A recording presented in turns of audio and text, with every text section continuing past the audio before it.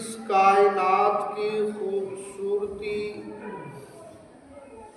और इसका हुस्न व जमाल ही वो चीज़ है जो सबसे पहले एक साहिबे अक़ल इंसान को, एक बाज़ौक़ इंसान को इस कायनात की तरफ मुतवज्जह करता है, तवज्जो दिलाता है। इस कायनात की हुस्न व खूबसूरती ही इंसान को अपनी तरफ तवज्जो दिलाता है। ऐसा भी हो सकता था कि ये कायनात तो होती मगर इस कायनात में हुस्न व जमाल और खूबसूरती ना होती। ऐसा भी हो सकता था कि ये ज़मीन तो होती मगर इसमें नदी नालों का शोर ना होता। ऐसा भी तो हो सकता था कि सितारे तो होते मगर उसमें रोशनी ना होती। ज़मीन तो होते मगर उस पर सब्ज़े ना होते।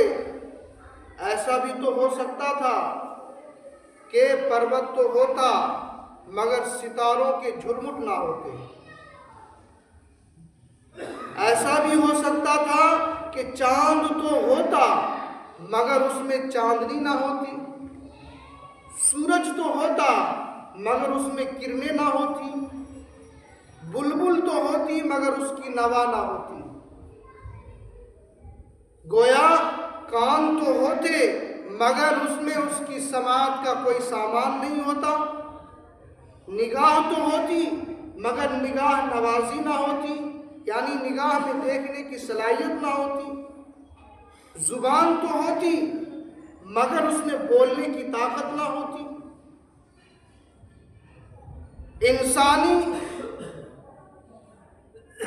इल्म व अक़ल आज तक इस सवाल का जवाब नहीं दे सका कि यहाँ इस तख्लीक के साथ ये हुस्न व खूबसूरती क्यों ज़रूरी है। मगर कुरान करीम इसका जवाब देता है। इन सब के साथ ये हुस्न जमाल, ये खूबसूरती इसलिए है ताकि इंसान इस कायनात का मुशाहिदा करे